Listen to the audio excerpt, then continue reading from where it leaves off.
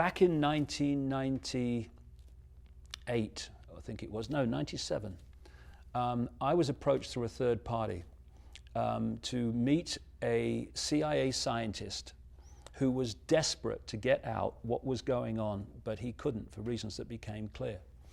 I met him, and he told me that he joined the CIA as a young man in his 20s, a genius in the area of magnetics, and he wanted to serve his country. Again, the pyramid down here in this, people say, it's the CIA. No, it's that which controls the CIA. Not everyone in the CIA is involved in this, please. So he soon realized, he said, that they didn't want his genius to serve his country or serve anyone else. They wanted his genius to advance this agenda of the Orwellian state. And he told me a number of things that were going on, but specifically to the microchip, he said this. He said, first of all, microchips outside the public arena are so small they can be inserted with a hypodermic needle in a vaccination program. And secondly, he said, even those that are waking up and are saying, yes, the microchip is about electronic tagging so the computer knows where you are all the time. Yes, that's one level of it. But what he said was the real reason and the real thing we need to focus on is not the messages going from the chip to the computer, but the messages coming the other way. Because he said that but they can isolate an individual or do it en masse, and they can manipulate them mentally in terms of their thought processes. They can manipulate them emotionally, and they can affect them physically, including killing them. And I tell you how serious this is. I said to him the obvious question, look, if you're involved in this and you don't want to be, why do you keep going? And he started to open his shirt.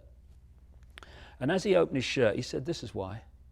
And on his chest was like a see-through plastic shampoo sachet.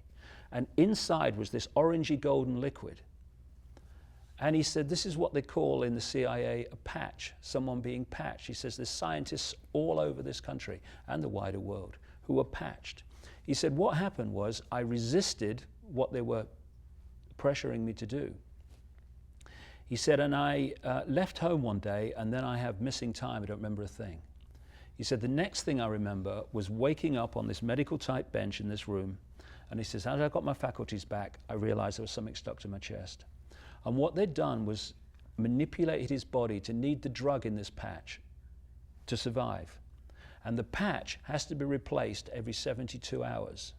And if it's not replaced, he starts to die. And he resisted again after he was patched, and he did start to die, and it was a very painful death. And he has children, he has a family, he doesn't want to die. And he was saying that if people say no to just one thing in this whole agenda, say no to the microchip, because once we're microchipped, then we are literally robots of an external force.